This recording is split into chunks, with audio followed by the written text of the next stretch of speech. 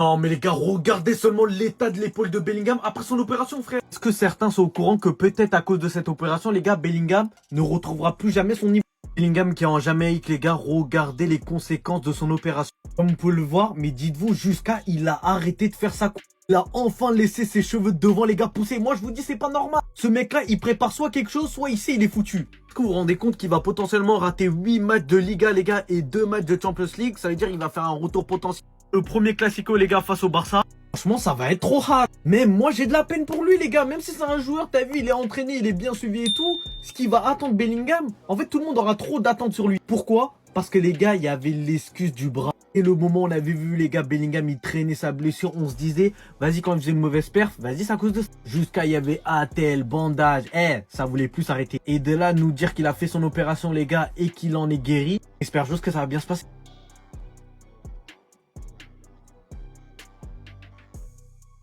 Les frères, je me baladais sur Twitter et je suis tombé sur le truc le plus ridicule de l'année. Info, le nouveau maillot du Real Madrid comporterait une phrase historique, 90 minutes au Bernabéu, c'est très long.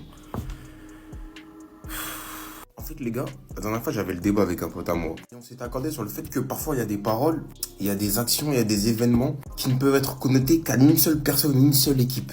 Et pour cette phrase-là, c'est clairement le cas les gars.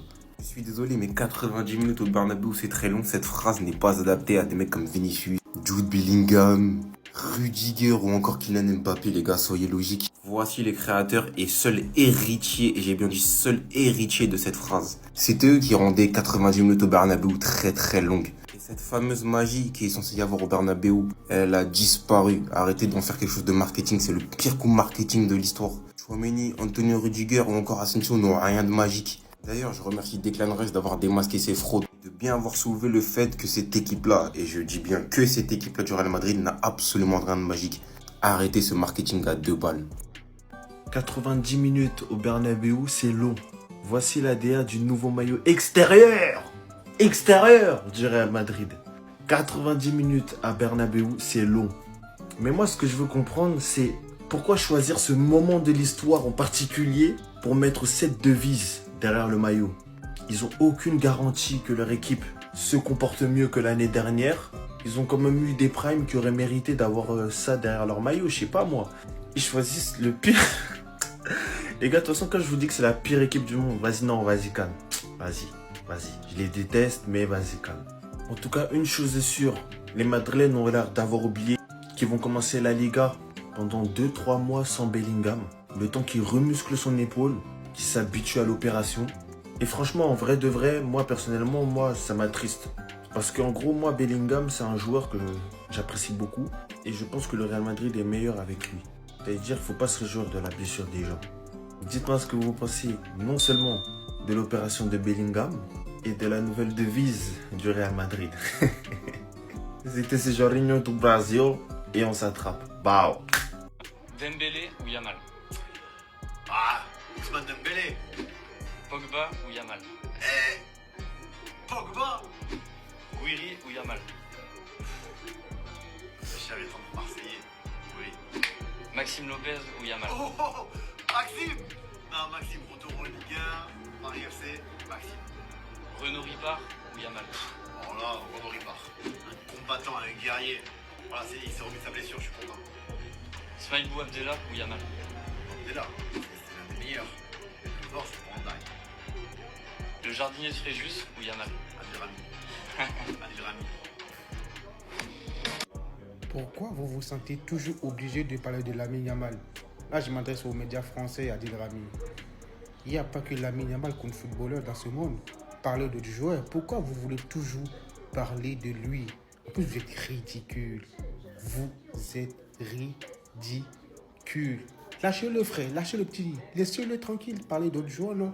Il est là notre sauveur les gars, celui qui va sauver l'économie du FC Barcelone. Pau Cubarsí prévoit de commencer une licence en administration et gestion des entreprises en septembre. Après avoir récemment passé les examens d'entrée à l'université, il attend les listes d'admission définitives pour confirmer son admission. Pfiou, pfiou. Il a vu que c'était chaud, il s'est dit qu'il va prendre les rênes du club. Parce que nous les Barcelonais, on a trop banalisé le fait d'acheter des joueurs mais de pas pouvoir les inscrire tout de suite. Le club aurait déclaré à la presse qu'il ne pense pas à vendre des joueurs pour inscrire des joueurs. Si un joueur demande à partir, le club écoutera les offres et le club estime que l'équipe est équilibrée et qu'il n'y a pas besoin de renforts supplémentaires. Ils estiment que les chiffres vont s'équilibrer et qu'il n'y a pas besoin de vendre des joueurs pour les inscriptions. Donc les inscriptions de Rashford et Juan Garcia. Et aussi Gérard Martin, je crois qu'il doit être inscrit avec l'équipe première. Il faut savoir qu'on est à 2 semaines du début de la Liga, qu'on n'a pas de stade, qu'on n'est pas au 1 pour 1 et qu'on n'a pas inscrit nos recrues. Et pour revenir sur les études que poursuit Koubarsi, j'en ai vu plein dire dans les commentaires « Ouais, mais concentre-toi sur le foot ». Mais il a raison les gars, et aussi il quittera également le Masia pour vivre de manière indépendante à Barcelone avec sa sœur, dans le but d'avoir plus d'espace personnel tout en restant proche de sa famille. Parce que pour ceux qui savaient pas, il dormait encore à la Masia. Donc t'as raison Koubarsi, continue, mais si tu commences à faire des mauvaises performances, va falloir faire un choix mon gars. Dites-moi vous en pensez en commentaire les gars, c'est pas vous abonner, vous êtes des bons, nous on avance. Malgré toutes les rumeurs qu'il faut prendre avec des pincettes sur un départ de Hector Ford comme quoi le Barça ne compterait pas sur lui la saison prochaine, mais aussi les intérêts que plein d'autres clubs ont, notamment le Paris FC, sans même écouter les rumeurs, personnellement je vais juste vous parler du contexte. Déjà pour commencer, il a fêté ses 19 ans il y a quelques jours. Hector Ford a été lancé par Xavi à une période où Baldé avait des problèmes de blessure, et en lui on a tous vu un joueur prometteur qui peut jouer à gauche comme à droite, et c'est surtout son match contre l'Atlético qui nous avait marqué. Surtout qu'il avait la lourde responsabilité de remplacer Cancelo qui avait eu un problème.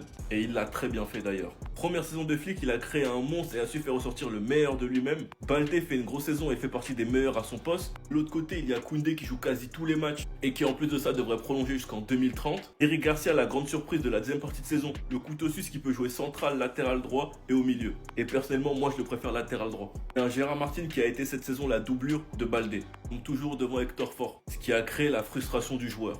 Sachant que ça pourrait encore plus se compliquer s'il y a la montée en équipe première de Torrent. En tout cas, cette saison, on a vu qu'il était clairement frustré de la situation. Mais si Flick ne le fait pas jouer, je pense qu'il n'y a pas d'hasard. Il est jeune et je pense qu'il y a un peu un manque de sérieux. C'était un peu le même cas qu'Ansu Fati. Si ces deux joueurs ne jouaient pas trop, je pense que c'est pas pour rien. Flick n'est pas fou non plus.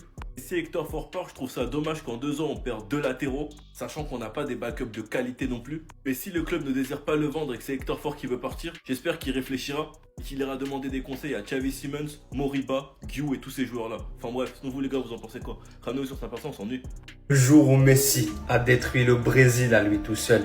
Argentine-Brésil 2012, le Brésil ouvre le score. Ce jour-là, Messi a marqué un hat-trick et le dernier but, les gars, c'était vraiment une œuvre d'art. Premier but, basique, c'est ce qu'il sait faire de mieux.